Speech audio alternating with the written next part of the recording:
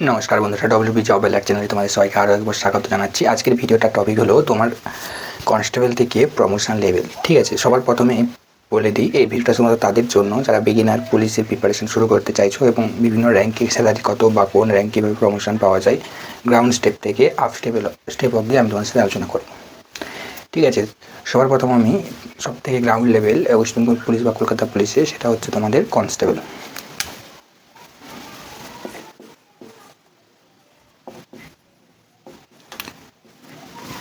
যখন তুমি কনস্টেবল হিসাবে জয়েন করছো তখন তোমার স্যালারি থাকছে 21,700।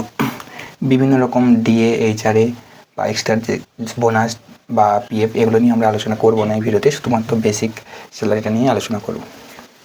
যখন তুমি কনস্টেবল হিসাবে কিছুদিন নিজের সার্ভিস লাইফে কাজ করবে, তো ওখান থেকে তুমি প্রমোশন পেয়ে হতে পারবে হেড কনস্টেবল।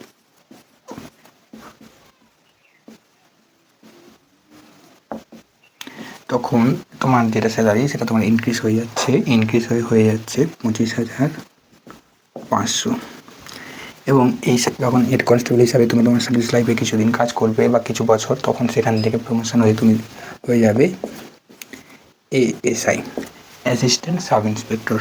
এবং তুমি যখন অ্যাসিস্ট্যান্ট সাব ইন্সপেক্টর হিসাবে দায়িত্ব সামলাবে তখন তোমার স্যালারি হবে 29,200 টাকা। ঠিক আছে, এর পরের যে পোস্টটা নিয়ে তো আমি তোমাদের বলবো সেটা খুবই ইম্পর্টেন্ট। সেটা একটা থানার খুব গুরুত্বপূর্ণ পদ বা একটা থানাতে খুব একটা ইম্পর্টেন্ট পোস্ট, এটা তোমাদের এএসআই, এটাকে আমরা সাব ইন্সপেক্টর বলে থাকি। এর স্যালারি হচ্ছে তোমার 35,400। ঠিক আছে, এগুলো সব প্লাস দিয়ে দিই কারণ এর সাথে আরও অনেক কিছু তোমাদের অ্যাড হচ্ছে।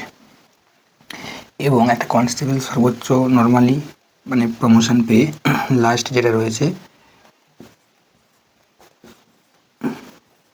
ইন্সপেক্টর, একটা থানার ইনচার্জ, এখানে তোমরা 44,900 স্যালারি পেতে পারো। এর ক্ষেত্রে একটা টুইস্ট বলে রাখি যে তুমি ডাইরেক্ট কনস্টেবল থেকে এসআই হতে পারবে। কীভাবে না, একটা ডিপার্টমেন্টাল এক্সাম আছে যেটা দিলে তুমি ডাইরেক্ট কনস্টেবল থেকে এসআই হতে পারবে।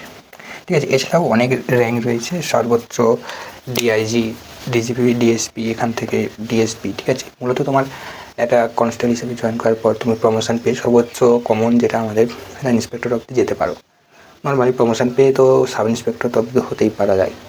ঠিক আছে, এই ছিল আজকের বেসিক একটা ধারণা। তোমার বিগিনার হিসাবে যদি তুমি হও, তুমি যদি প্রিপারেশন শুরু করতে চাও, তো তোমার এটা জেনে রাখা খুব ইম্পর্টেন্ট।